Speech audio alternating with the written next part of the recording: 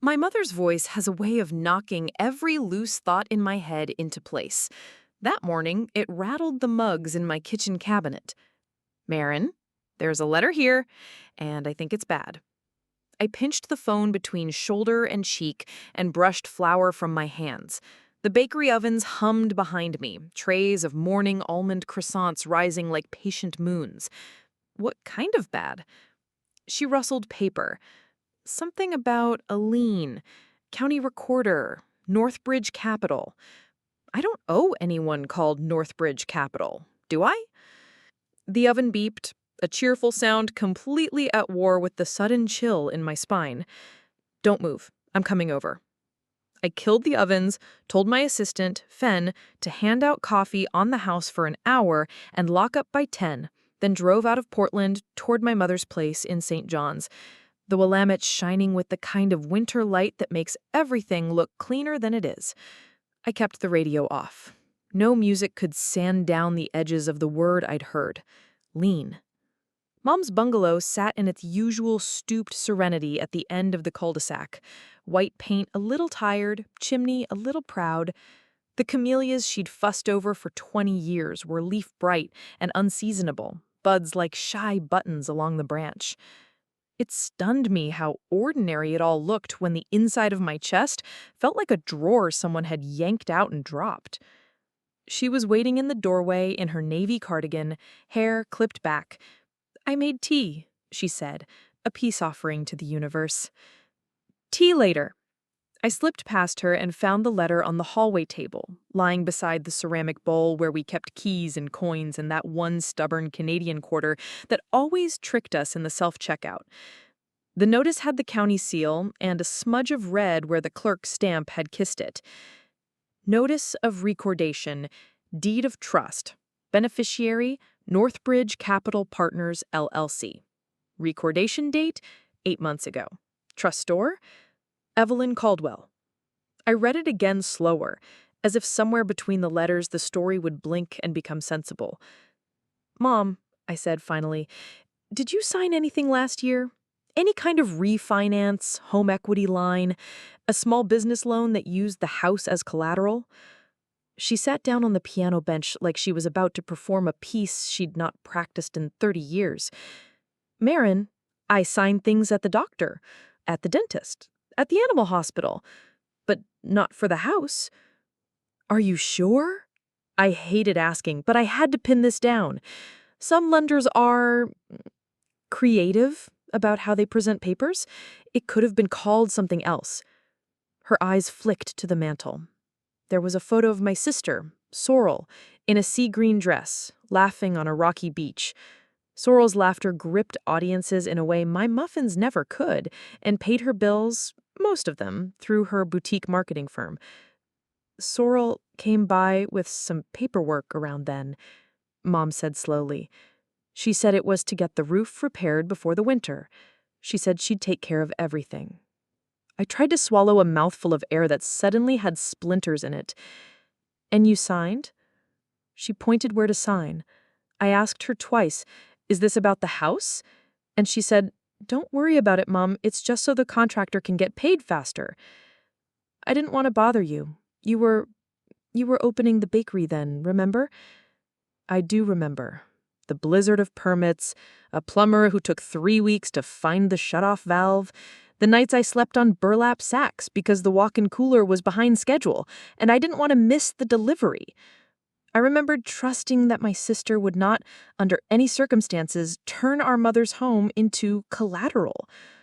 But on the page in my hands, the blue-black imprint of a notary seal bloomed like an ugly flower. Jillian Brewster, Notary Public, State of Oregon. The signature line had my mother's careful, looped handwriting. A trustee was named, a beneficiary, and on page 5, a promissory note amount, $168,000. My breath clipped. $168,000? She blinked at me as if I had written the number on the air. "That roof must be gold. And there's a 2-year balloon?" I skimmed, bile rising. Variable interest rate tied to some index no normal person would follow. Default interest at 17%. Late charges stacked like dishes after a party? It's a hard money loan. Mom put her hand to her chest. Is that illegal? Not illegal. Just predatory sometimes. Her mouth tightened. Sorrel said the contractor was her friend. She said it was a favor. I took a photo of every page with my phone, made a list of questions, and told Mom not to answer the door for anyone she didn't know and to forward every financial letter to me. I'm going downtown. I'm getting a copy of the entire recorded document and anything else that references this trust. It was my luck and my curse that I knew exactly where to go and what counter to lean on. Before the bakery, I'd spent 8 years as a file runner for a title insurance company, hustling between the recorder, the tax assessor, and the bleary coffee pot at a law firm that the partners only remembered my name when they needed the documents yesterday. I was good at worms and dirt research, the kind you do by digging. At the Multnomah County Recorder's office, the room was the same. Fluorescently lit, a little too cold, plastic fern wilting in the corner, clerks who spoke in a precise monotone designed never to escalate anyone who walked in angry. I requested the deed of trust by instrument number, then asked, as if it were an afterthought, whether there had been any subsequent assignments. The clerk raised an eyebrow and tapped. "Recorded assignment 2 months ago," she said. "Northbridge to Trillium Asset Holdings." I felt a thread inside me pull tight. "Can I get a copy of that too?" The clerk gave me the kind of patient look you give to a person who obviously knows the script. "Already printed." I took both stacks and sat at a side table. The assignment was a single page, dry as a communion wafer, but its implications were a strong drink. Northbridge Capital Partners, LLC, hereby assigns all right, title, and interest in that certain deed of trust and promissory note to Trillium Asset Holdings, LLC. Consideration undisclosed. Signature by a vice president with a name that sounded invented by a committee. Trillium. I'd heard that name. Hedge fund behavior in a thrift store blazer. They bought distressed paper and squeezed it until it paid. They hid behind P.O. boxes and thin websites that offered customer portals and no phone numbers. But the document contained a correspondence address for notices, a small foothold. On the sidewalk outside, the air felt metallic with rain. I called Sorrel. She answered on the third ring with her voice in performance mode, bright, microphone ready. "Marin, I was just about to call you. I posted a picture of your strawberry galettes and they're blowing up. You might get a line out the door. You're welcome." "You put a lien on Mom's house." I didn't ease into it. Easing is what gets you lulled into the wrong conversation. A pause. That's such a dramatic... You sat at her table and told her she was signing something for the roof. It was for the roof. Sorrel's brightness acquired an edge. And for my business. The contractor is my friend. He gave us a discount because we logged it properly. And the loan got me through a bad quarter. You know how Q4 is for agencies. Everyone delays their campaigns. You're not the only entrepreneur in this family. You leveraged Mom's home. I leveraged our family's asset. I'm paying it back. It's temporary. It's already been assigned, I said, to Trillium. Another pause. The word Trillium will sober anyone who's been near a balance sheet. So, lots of loans get sold. When did you last make a payment? That is none of your... When? She sighed. 2 months ago. It's been tight. A client's net 90 went to net never, and I covered payroll. Then she hurried on. But I've got a new retainer coming in this week, and I'll catch up. Marin, you're making everything sound catastrophic. It's not. I looked at the assignment. There was a section I saw among the legalese that I'd learned to love and fear when I worked the title desk. Right to accelerate. Some lenders hold it like a threat. Others use it like a guillotine. I'm coming by. Don't! I'm in a meeting. Make space. When I arrived at Sorrel's office, a renovated warehouse full of plants and staggered shelving and interns in beanies, she was definitely not in a meeting. She was at her desk with a cardigan draped like armor around her shoulders. She looked beautiful in the untouchable way that cameras like, cool-toned, angular, composed. She looked nothing like the little girl who used to braid yarn around the banister and make puppet shows for me in the hall. "I don't need a lecture," she said, before I opened my mouth. "And Mom obviously spoke to you, so we're already deep in it. You told her to sign something she didn't understand. That isn't deep in it. That's a depth that swallows you." She flared. "Spare me the metaphors. You weren't around. You were busy. Your bakery, your noble local sourcing, your whole homemade romanticism. I was the one getting roofers and getting estimates and finding someone who would make it move. A hard money lender for $168,000. Roofing is expensive, and I folded in something else." She stared at me, daring me to make her say it. "I had a tax lien. It bought me time." An invisible hand pushed between my ribs. "You used Mom's house to buy your business time?" "It's my life. Everything I've built. The clients, the team, the name. I'm not just gonna let it crater because you think debt is dirty." I wasn't thinking about morality. I was thinking about math. "You're delinquent," I said quietly, "which means Trillium can accelerate. They can call the entire amount due, and if you don't pay, they can notice a default and start the path to a trustee's sale." She dropped her gaze. "I know," she said. "I have a plan." "What plan?" "New retainer, venture guy with a supplement line. It's a big number. He'll pay up front." It was the way she said it that told me what her plan really was. A wish braced up with a storyboard. "How much are you behind, Sorrel?" She didn't answer, which was an answer. I went home to the bakery and baked until my arms hurt. Sourdoughs in neat browned ranks, queen amans that shattered like sugared glass under your teeth. I boxed a dozen cinnamon rolls to take to Mom and rewrote the week's schedule so I could be where I needed to be the next morning. At my small steel table, laptop open, calling a company that rarely answered.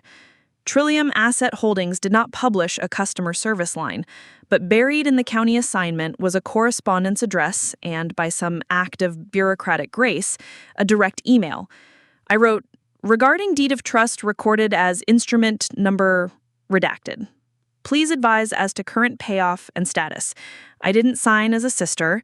I signed as Marin Caldwin, interested party." Then I waited, and baked, and waited. At 10:30, a response came in without greeting. Attached. A payoff demand in PDF, late fees columned like church pews, accrued interest that made my teeth ache, a final line.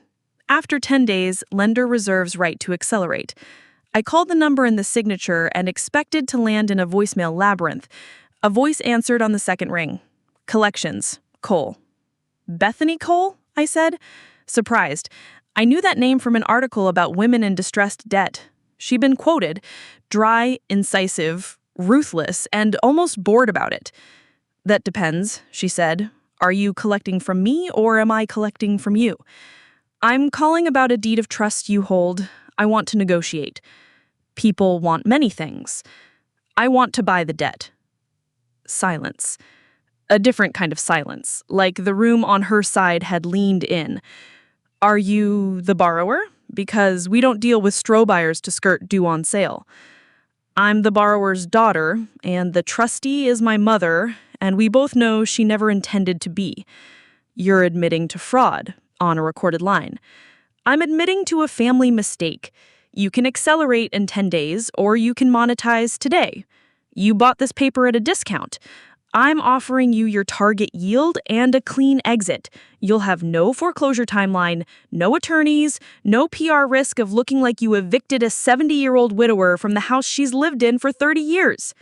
You researched. It's the only thing I'm good at."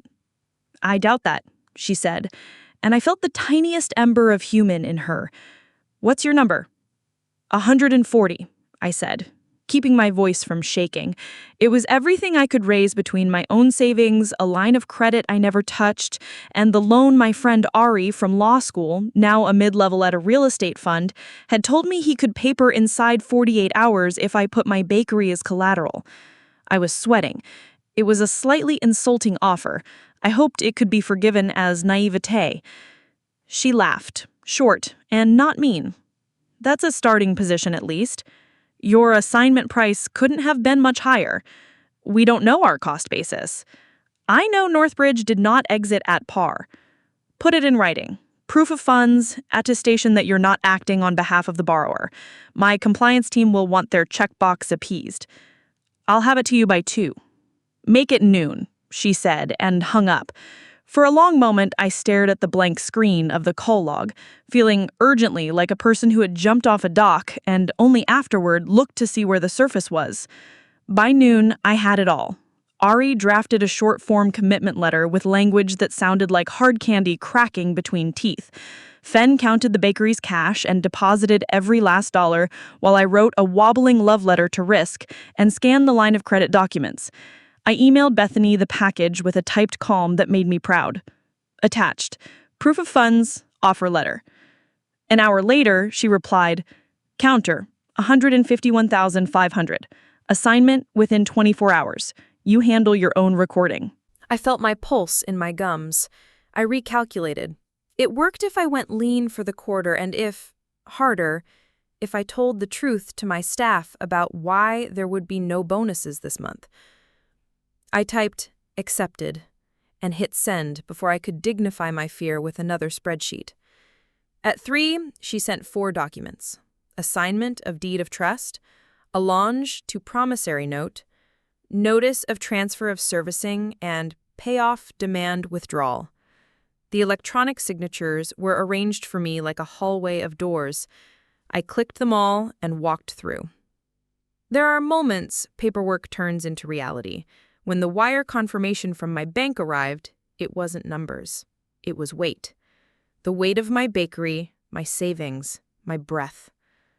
A minute later, a new email arrived with the subject line, delivery.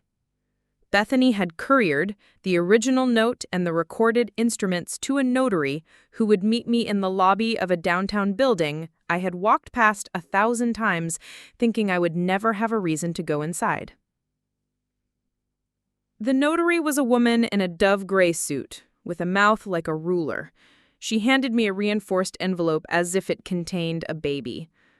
Confirm identity, she said, and held out her tablet for my license. She tapped, notarized, and then she was gone, a small efficiency inside the building's larger efficiency. I stood there and felt the envelope pulse in my hands.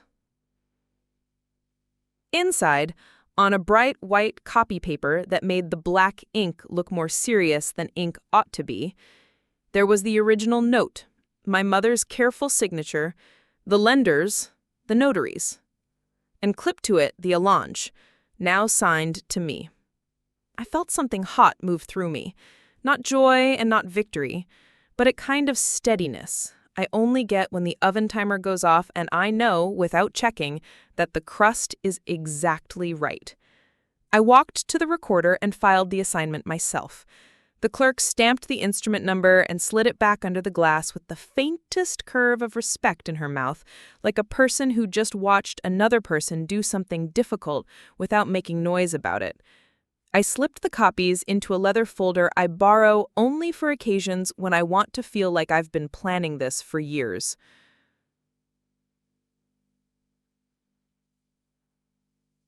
When I got back to Mom's, I put the envelope on the table and told her I had good news that would sound bad. She listened the way she has always listened. Eyes steady, hands folded, breath quiet. "What does it mean?" she asked when I finished. "That you own the debt." "It means," I said, "that no one else can hurt you with it." "And you won't?"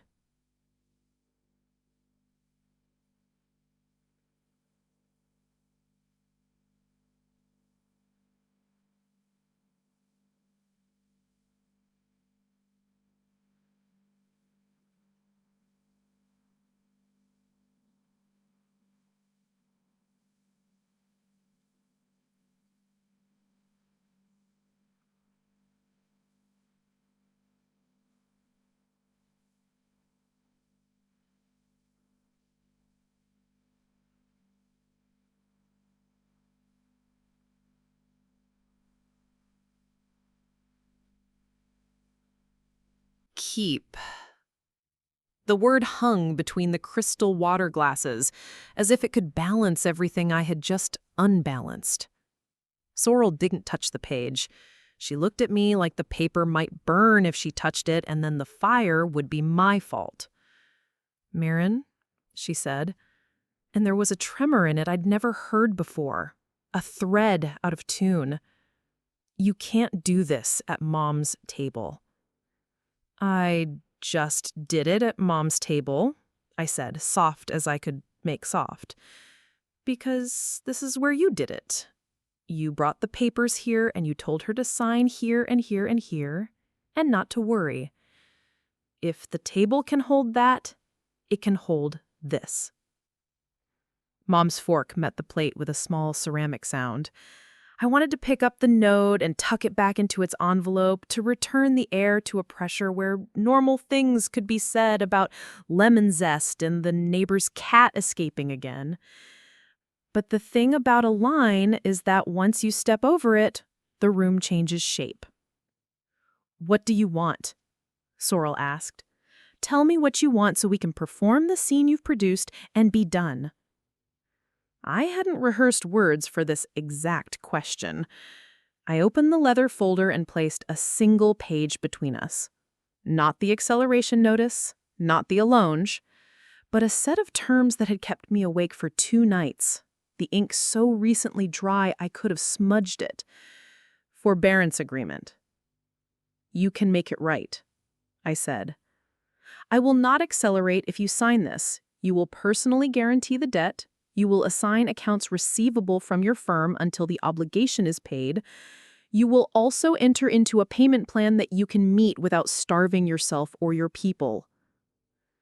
She stared at the top line like the rest of the page didn't exist, jaw tight enough to cut glass. "A personal guarantee?" "You put Mom's name on a guarantee she didn't understand. I'm asking you to put your name on one you do." "Don't do this," Mom said, gentle and alarmed. "You two, this isn't how we fix things." "This is exactly how we fix things, with signatures and calendars and numbers that add up." Sorrel pressed her palms flat on the table and leaned forward, the light on her cheekbones making her look like a portrait that had learned to move. "What do you want?" I refuse. "Then the notice goes out in the morning. I file a notice of default in 30 days if you haven't brought the loan current. That begins a trustee's sale timeline. I won't do that to you, but I won't do what you did either. Pretend that fine soon is a plan."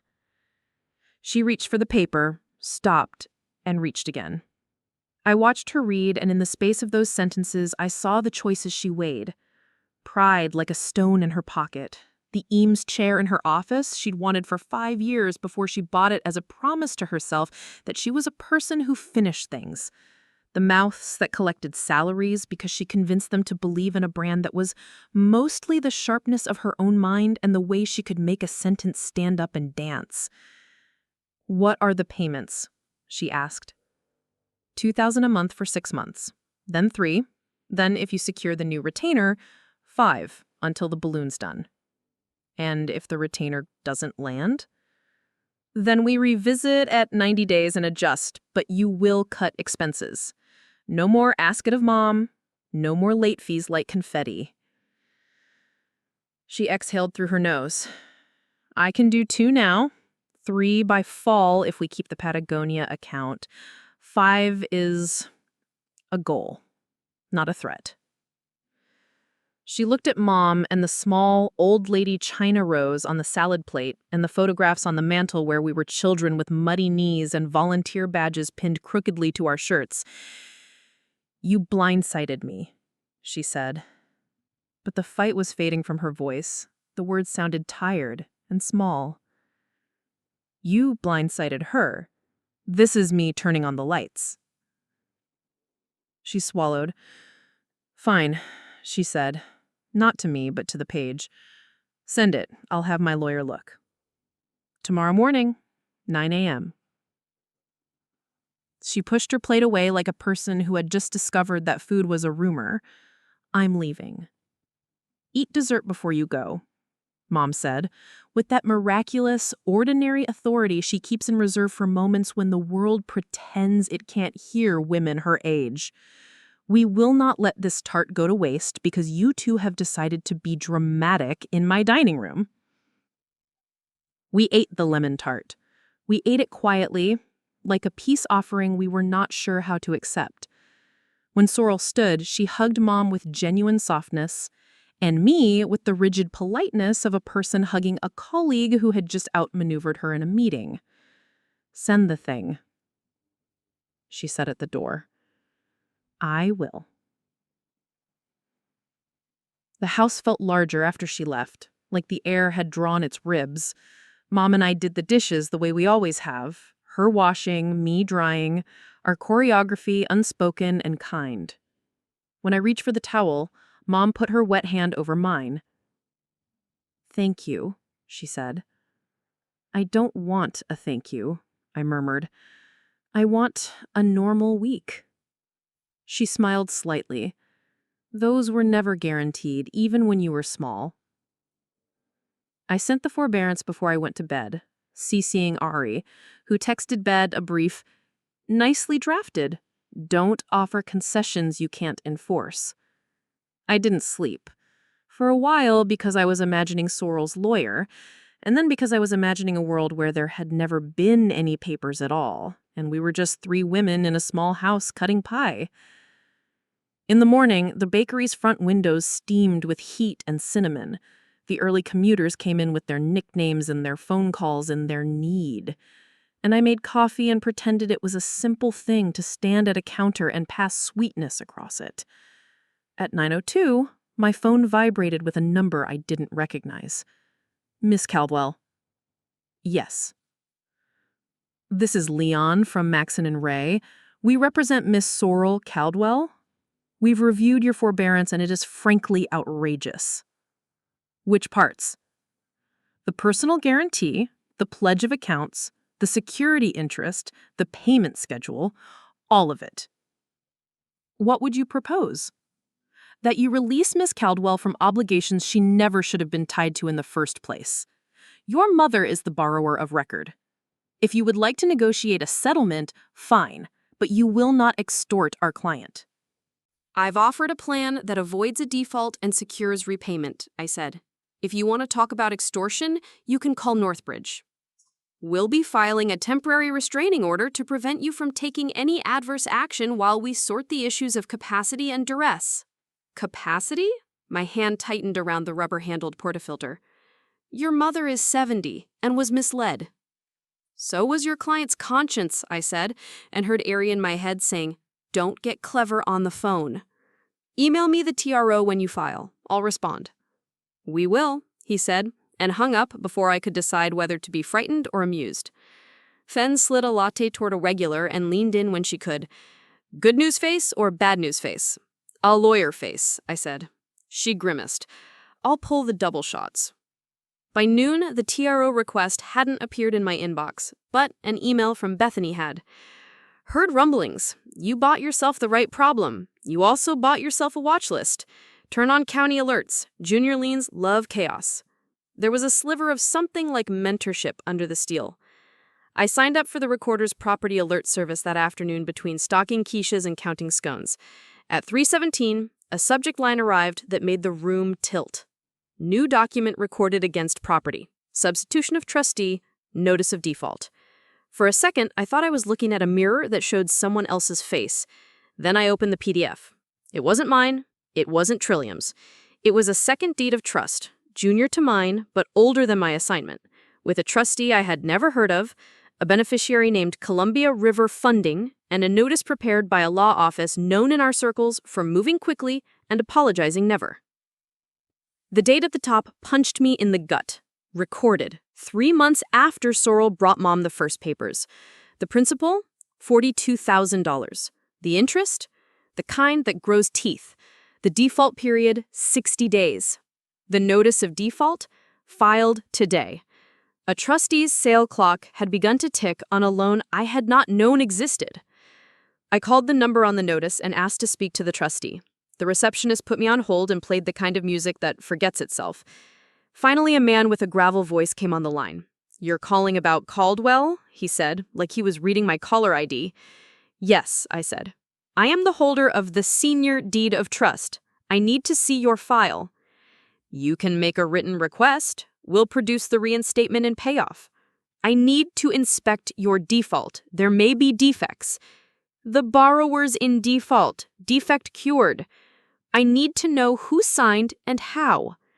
"Not my job to teach Property 101. And I heard clicking, a computer, a screen-dulled sigh. "You can cure for the borrower if you want to be a hero. We make no promises about stopping a sale closer than 5 business days before date. And we don't have a date yet." I hung up with that bad taste in my mouth and called Sorrel. She didn't answer. I called again. Voicemail. The automated woman who lives in everyone's phone invited me to leave a message that wouldn't be listened to in time. I texted, "Call me now. Emergency. A second deed of trust." She called 30 seconds later. "What? You recorded a second loan with Columbia River funding?" She was silent long enough for me to hear the weather where she was. "I needed cash to pay the roof deposit and the taxes. The North Bridge draw wasn't fast enough. The contractor wanted money to start. Everything was going to domino." "So, you set up dominoes in 2 rooms, and the second one is falling first." "They said it was short-term, a bridge. The people were friendly." "The people are friendly when they smell blood. You've got a notice of default. They can set an auction in 120 days, maybe earlier if they play it hard. If they go first, they wipe out your equity, then mine, then Mom's peace of mind." "What do we do?" she asked. It was the "we" I had been waiting for. It hurt how much I had been waiting for it. "We cure it," I said. "We pay them, and we shut their door." "With what money?" "With mine." And I felt the bakery shrink, a small rectangle of light with receipts pinned to it, and my staff in their mismatched aprons, and Fen laughing with her whole shoulders. "Another signature?" she said, with a bitterness that had the shape of a prayer. "On the forbearance," I said. "No more second rooms for dominoes." She was quiet again. "Send me their number," she said. "I'll call in." "You will not call. You will stop calling places that sell you hope with a penalty rate." Her breath was unsteady. "I hate you right now," she said. And I meant it because I loved her more than I wanted to be loved by her. Ari got me a copy of the Columbia file by leveraging a favor from a paralegal who owed him one. I read it that night at my kitchen table with a bowl of cold pasta because I'd forgotten to eat when it was warm. The signatures were wet and real. The notary was different, mobile, the kind who would meet you at a coffee shop, who would make it fast and uncomplicated and not ask questions you didn't want to answer. The note had a confession of judgment clause that would have been thrown out in court but was terrifying on paper, and a default interest rate that would have made a loan shark blush. "Can you cure it?" Ari asked when I called.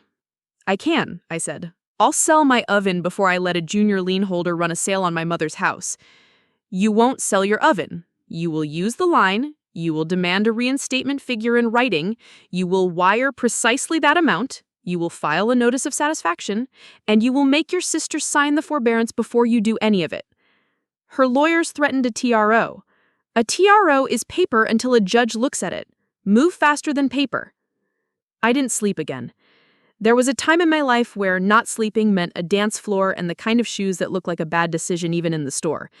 Now it meant spreadsheets and the smell of cinnamon in my hair and a bird somewhere outside the window reminding me that the world has no idea what humans do to one another over money. In the morning, Sorrel was at the bakery when I unlocked the door. No makeup, hair, and a knot that admitted defeat. She sat on the bench under the window where high school kids usually pose for pictures and hold up their croissant halves like trophies. "Do you have a pen?" she asked. I did.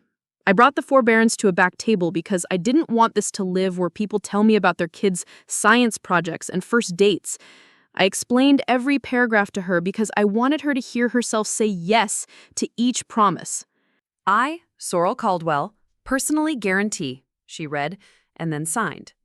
"I, Sorrel Caldwell, grant the secured party a first priority security interest," and signed again. When she finished, her hand shook. I slid a bottle of water toward her and watched her drink like a person who had learned something about thirst. Now the cure, I said. I emailed the trustee for Columbia a letter on my letterhead, which, until that morning, had seemed like a silly extravagance for a small business loan, and now looked like armor. Demand for reinstatement figures, trustor, Evelyn Caldwell, beneficiary, Columbia River Funding. They replied 2 hours later with a number I could make but would not forget. $10,842.17. Late fees, junk fees, trustee fees padded like a winter coat. Reinstatement good for 7 calendar days. I'll wire by 4, I wrote back. Upon receipt, confirm cessation of default activities and provide notice of rescission for recordation. Look at you, Fen said, peek reading over my shoulder. Emails like a woman who could buy a building and turn it into a school. Look at me, I said, pretending I'm not terrified.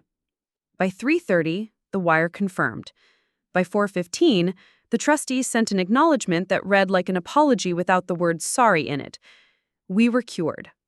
I sat on the back steps with my head between my knees for a minute and let the concrete cool my forehead. When I looked up, Sorrel was there with 2 paper cups of coffee that she had paid for like any other customer, because even now, especially now, the little rituals mattered. Thank you, she said, the words wary and real. You'll pay me back, I said, with interest, with receipts. I know, she said, I will. She hesitated. Marin, there's something else. My stomach practiced an old somersault. What else? She sat, her knee knocking mine in a sisterly Morse code. The contractor, she said. He's real. The roof is real, but the invoices were padded. I didn't know at first, I swear. And then when I found out, I thought if the new retainer landed, I could make it right and it would be like the padding had never existed. I could repay the difference, and no one would need to know. But the retainer didn't land, and the hole didn't close, and the invoices didn't unpad. Padded how? I asked, even though I already knew. Change orders that never changed anything, materials that cost 3 times what they should, a line item that said project management, as if the sky charged a fee for not falling. I have the emails, she said, and her voice had a new quality, relief that hurts because it arrives late. Send them, I said, and she did. At the picnic table by the alley behind the bakery where we used to eat donuts as kids and hide the sugar from Mom by chewing gum on the walk home. I forwarded the thread to Ari and to a friend at the local investigative desk who owed me a favor from a time I let her camp out in the bakery at 4 a.m. to watch a day begin. Then I made a second pot of coffee, because we were going to need it. By evening, the lawyer who'd threatened the TRO sent an email with a subject line that sounded like he was stepping away from a live grenade. Holding off on TRO for now, client has executed forbearance, requesting statement of current balance. I sent it. I kept the tone neutral and the figures precise. The numbers were a kind of kindness. They did not accuse, they simply added up. At 9, when I'd finally turned the tea and the ovens were cooling, and the city felt like a person who had taken off her jewelry, there was a knock at the bakery's glass door. I looked up, expecting a neighbor who'd forgotten tomorrow's bagel order. It was a man in a blue jacket with a clipboard. Miss Caldwell? Yes. He held out a packet thick enough to be an insult. You've been served. He tapped the top page with a nonchalant finger. Summons and complaint. For what? I asked, already knowing the answer. Fraud. Conversion. Intentional infliction of emotional distress, he said, as if that last one were a flavor of ice cream. And a lis pendens recorded this afternoon to cloud title pending adjudication. He scratched the back of his head, sympathetic to no one or nothing. Someone really doesn't want you selling that house. I took the papers. My name looked strange above words that make your heart tighten like a fist around a penny. I paged through. The complaint was filed by Maxon and Ray. The plaintiff was Sorrel Caldwell. I looked at the date and stamp time and realized she must have signed the forbearance and then walked 2 blocks to their office and signed this too. Or she'd signed it earlier, and the filing had only found its legs now. Both possibilities burned in different ways. My phone vibrated. Ari, don't panic. We answer. Lis pendens is tactical. We'll move to expunge. Another text, from an unknown number, that introduced itself without courtesy. This is the notary who's been named in your sister's complaint. We should talk.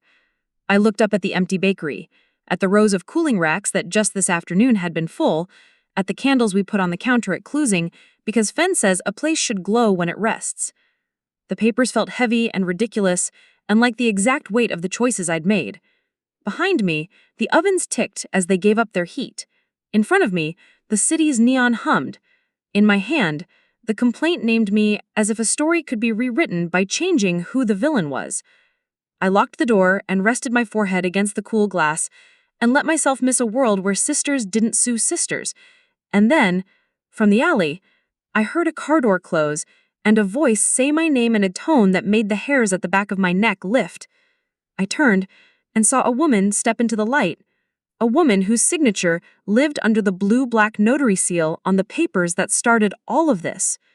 "Marin," she said, "my commission was used for something I didn't do. Your sister forged me."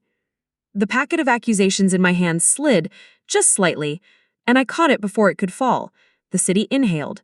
The ovens clicked once, companionable as old dogs. "Come in," I said, and reached to unlock the door, not knowing that the next thing she would say would change the story I thought I was telling about my sister and the house, and the way signatures mean one thing when you write them and another when someone else moves them around. I stepped back and let the woman in. She carried herself like someone used to people disbelieving her and tired of it. Up close, the rain had edged diamonds along the ends of her blunt gray bob. Her leather portfolio was dark with weather where her hand had gripped it. "I'm Jillian Brewster," she said. The name hit me like a stamp.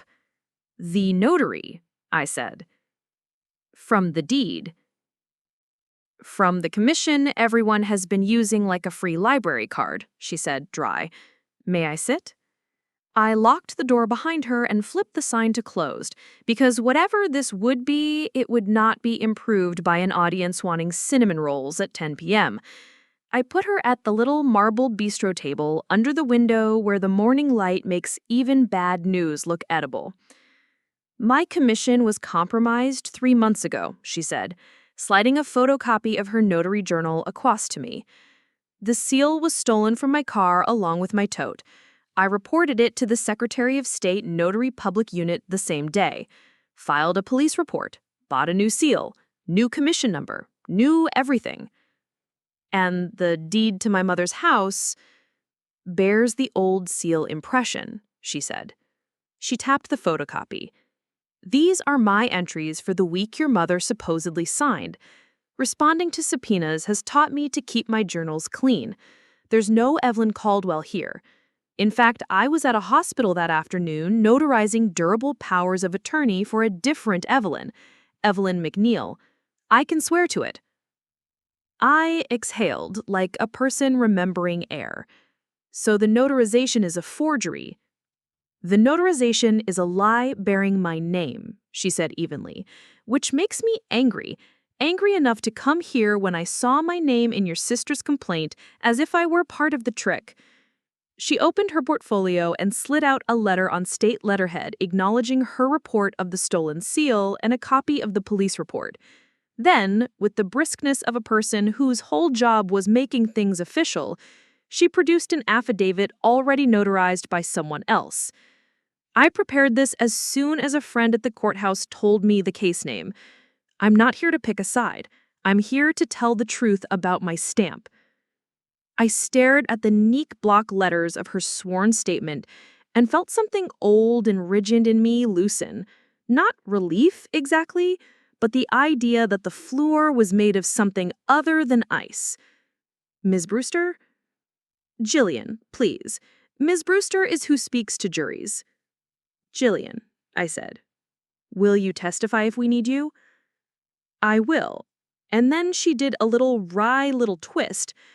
"And I will also ask the judge to consider sanctions if counsel continues to name me in a pleading that suggests wrongdoing when a 5-minute records request would have told him otherwise." A laugh lifted out of me that had not been invited and did not ask permission. "I wish I baked cakes shaped like sanctions. I'd send you one." "I'd rather have a cooing 'em on," she said, glancing toward the case. Done, I said, standing. I boxed 2 and poured her a coffee because something about feeding someone after they hand you a lifeline feels like the only civilized way to inhabit a universe. There's more, I added, because honesty had become both my defense and my offense. A junior lien holder recorded a notice of default this afternoon. I cured. But there's a contractor whose invoices are dirty, and my sister forged me, Jillian said. Not to hurt me, but so the word wouldn't own me. And sued you. I nodded. I bought the note to keep Mom safe. I asked my sister to sign a forbearance. She did, and then she filed a complaint to stop me from acting like the lender I am now. Jillian blew on her coffee. People think notarization is a rubber stamp, but it's a guardrail. When the guardrail is sawed through, people go over cliffs. She stood, gathering her things. File my affidavit in the morning, serve copies on everyone, and call the notary public unit. They'll send you their confirmation. If Lien from Maxon and Ray has any shame, which is a hobby more than a habit with him, he'll amend his complaint. Thank you, I said. My voice did the small, embarrassing break it does when the world is unexpectedly kind.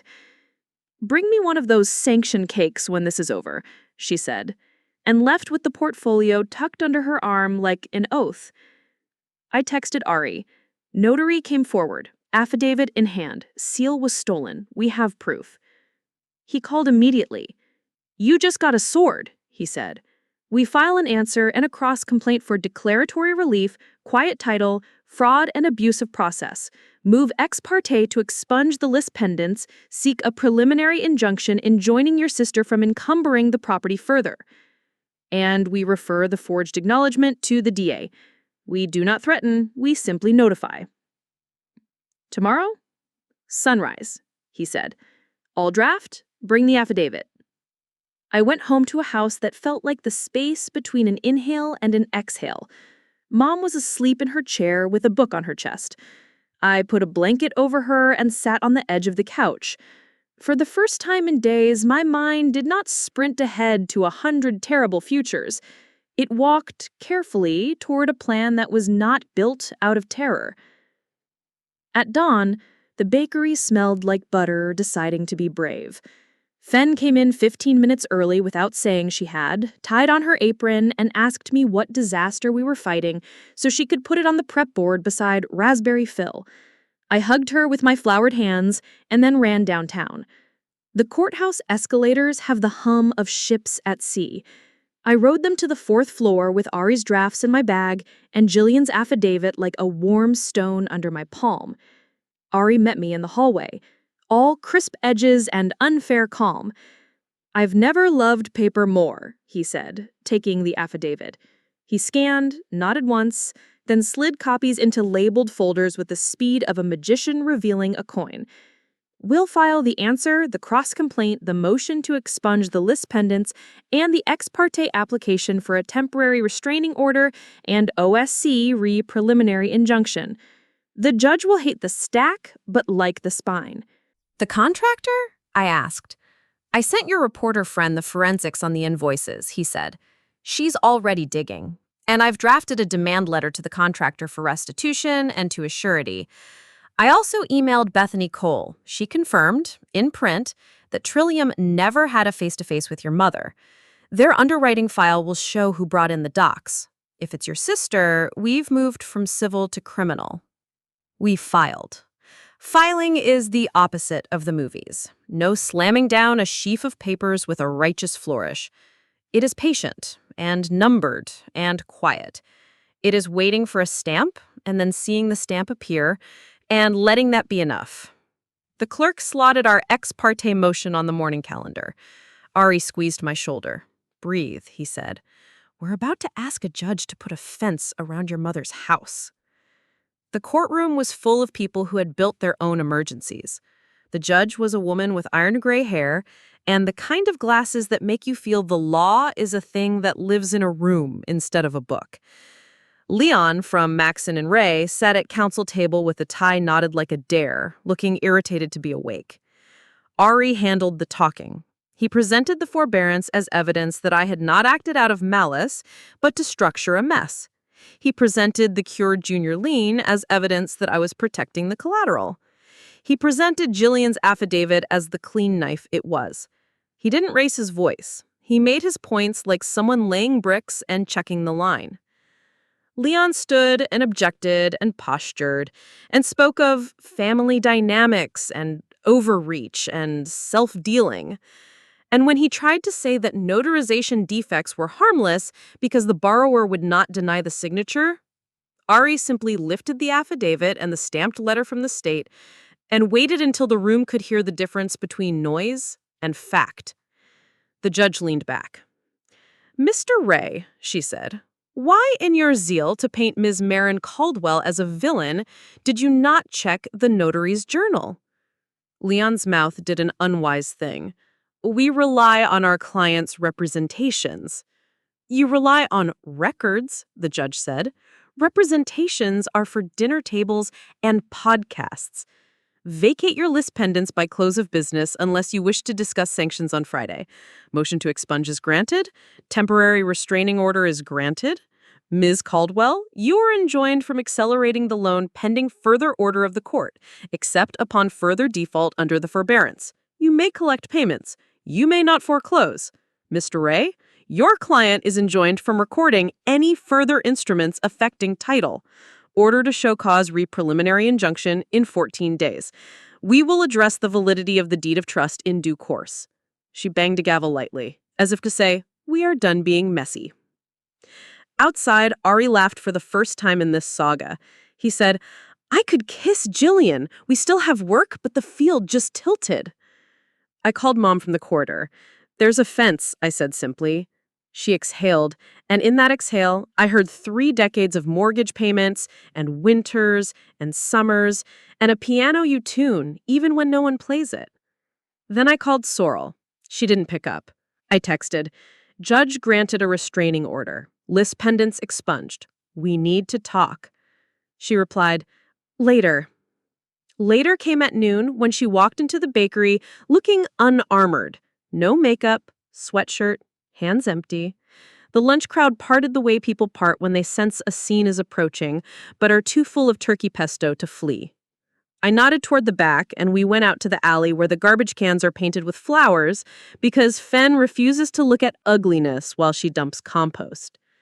She said, "You embarrassed me in court." There was no preamble. "I didn't say your name. Your lawyer did." "You made me look like a criminal." I said, "You forged a notarization," and the word forged tasted like a nail. Her eyes flashed, then watered, an emotional weather system that always used to get her what she wanted.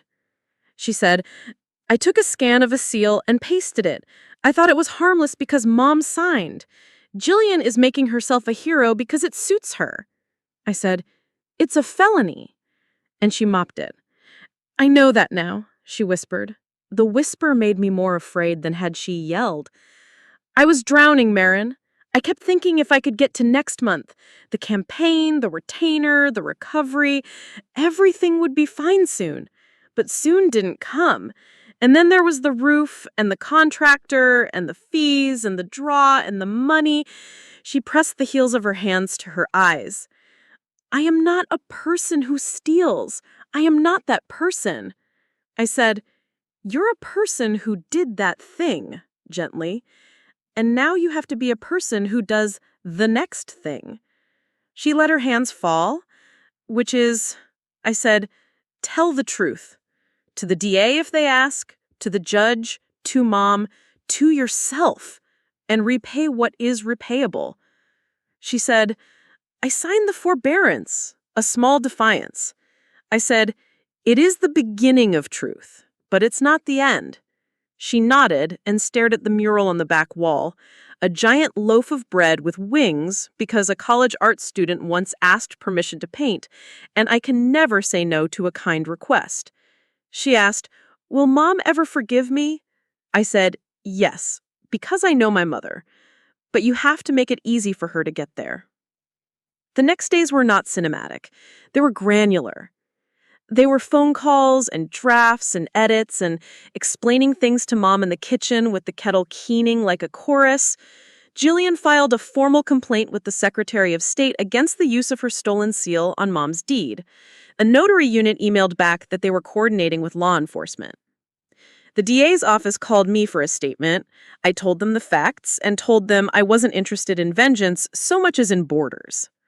The reporter called to say the contractor had 3 other complaints on file and that a city inspector off the record hated his project management line items as if they were a personal offense. A week later, that reporter ran a piece that did not mention my mother by name, but did make very clear that friendly contractors and creative financing ruin real kitchens and real nights of sleep. Within hours, the contractor emailed me a settlement agreement offering to refund the padded portion without admitting wrongdoing. I sent it to Ari. He revised it into something that had teeth and escrow. We signed it. Money came back into the world where it had once only gone out. Sorrel came to the bakery every morning at 7 with a payment envelope for the forbearance and a list of accounts receivable she had assigned. Sometimes she cried in the alley after, sometimes she didn't. We learned how to be in a room together again without me managing and her performing. It was a new skill, the way you learn to carry a hot pan with a towel after you've burned yourself once. 2 weeks on, we were back in court on the order to show cause. The gallery was empty except for a man in a neon vest asleep in the back row. Lien had brought a junior associate whose suit still had the store's basting stitch in the vent. Jillian sat behind me like a lighthouse. The judge took the bench and got to it. We have a deed of trust bearing a notarization acknowledged by a notary who attests she did not perform the acknowledgement. We have the notary's contemporaneous journal corroborating that assertion. We have evidence that the loan proceeds did not go to the trustor, but to a third party. We have a forbearance structured by the current holder to prevent a default. And we have a junior deed of trust cured by that holder while the borrower was in default. She removed her glasses. Isn't equity here to clean up every family's kitchen? But it is here to insist that recorded instruments mean what they say. She turned to Lien. I am inclined to issue a preliminary injunction nullifying the lien's enforceability against the property pending adjudication of the forgery claim. Do you wish to be heard further? Lien tried, to his credit. He spoke about intent and about how Mom did indeed sign and about harmless error. The judge listened the way you listen to rain when you've already decided to go out without an umbrella. She said, at last, harmless error is a typo. A forged acknowledgement on an instrument that changes title is a harm. Preliminary injunction is granted. The deed of trust is unenforceable as to the property pending trial. This does not extinguish the note. The current holder may pursue repayment under contract. Title is fenced. We will set a case management conference in 60 days. She banged a gavel lightly, as if to say, we are done being messy. Outside, I can see a bright light from Jillian's seat, and we were breathing now for the first time in the saga. I called Mom from the corridor. There's a fence, I said simply. She exhaled, and in that exhale, I heard 3 decades of mortgage payments, and winters, and summers, and a piano you tune even when no one plays it. Then I called Sorrel. She didn't pick up. I texted, Judge granted a restraining order. List pendants expunged. We need to talk. She replied, later. Later came at noon when she walked into the bakery looking unarmored. No makeup, sweatshirt, hands empty. The lunch crowd parted the way people part when they sense a scene is approaching, but are too full of turkey pesto to flee. I nodded toward the back, and we went out to the alley where the garbage cans are painted with flowers because Fen refuses to look at ugliness while she dumps compost. She said, You embarrassed me in court. I didn't say your name.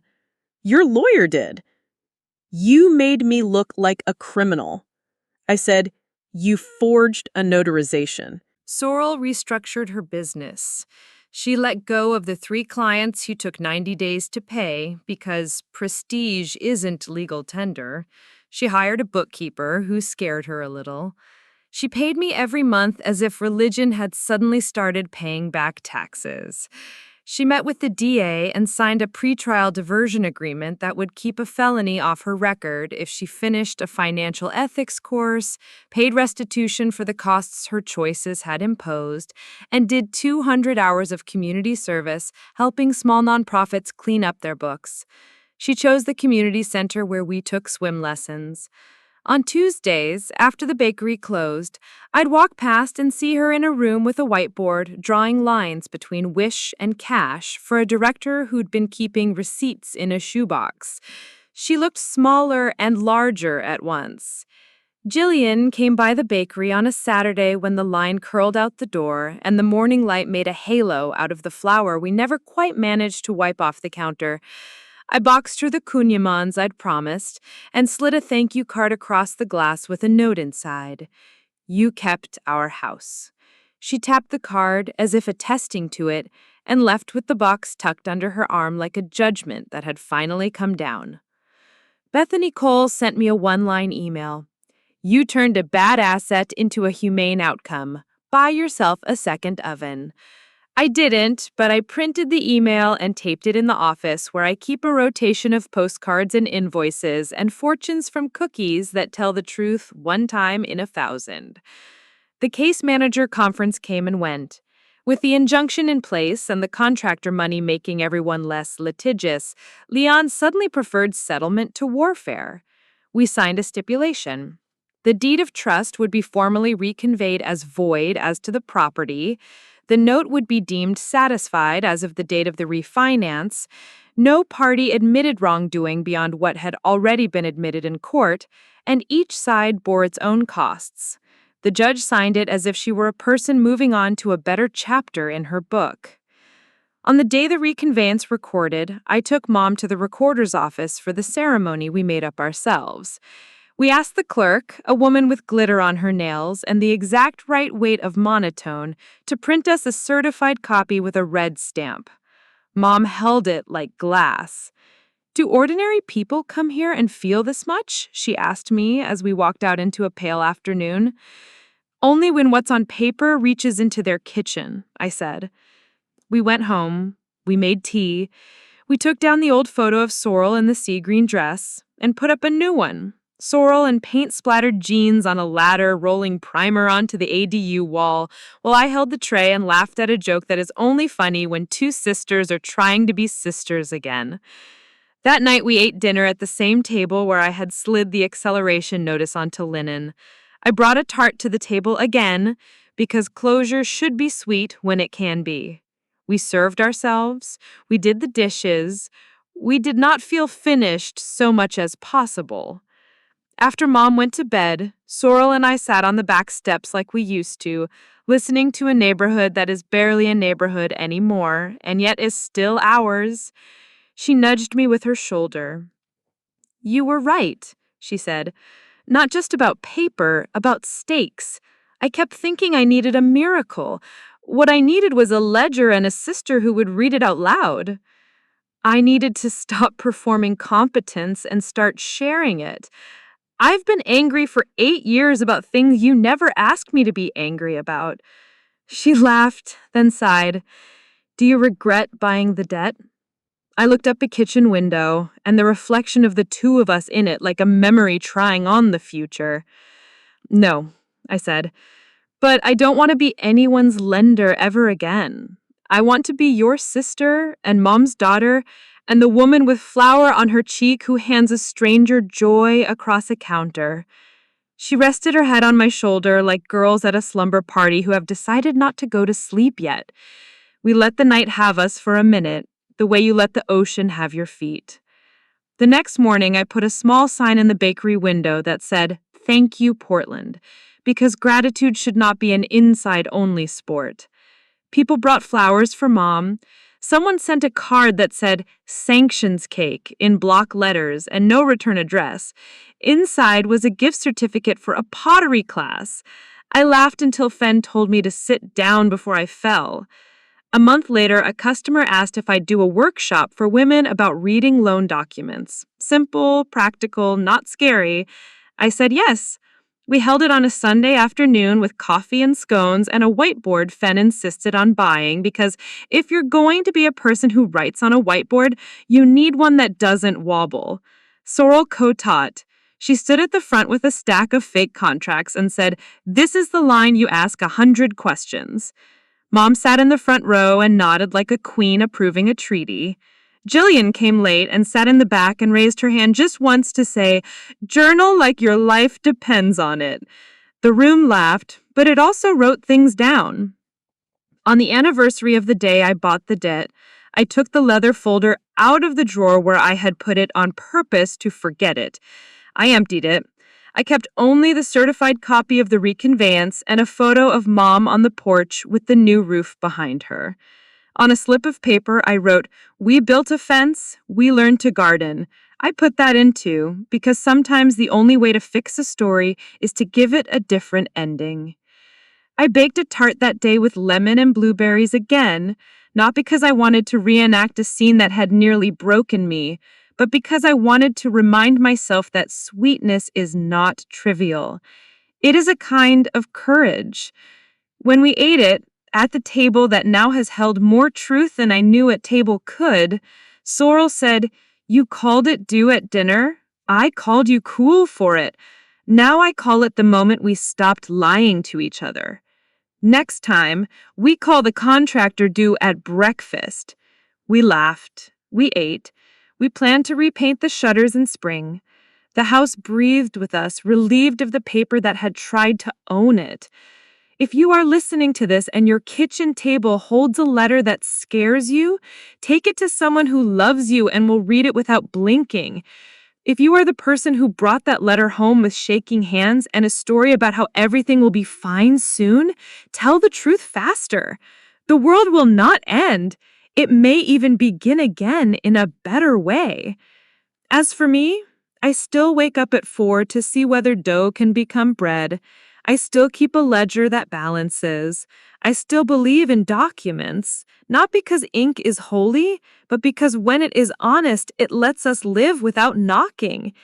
And when it isn't, sometimes a woman with flour on her face and a city behind her can make it honest again. 2 more great stories are next. Don't miss them. Subscribe and turn on notifications.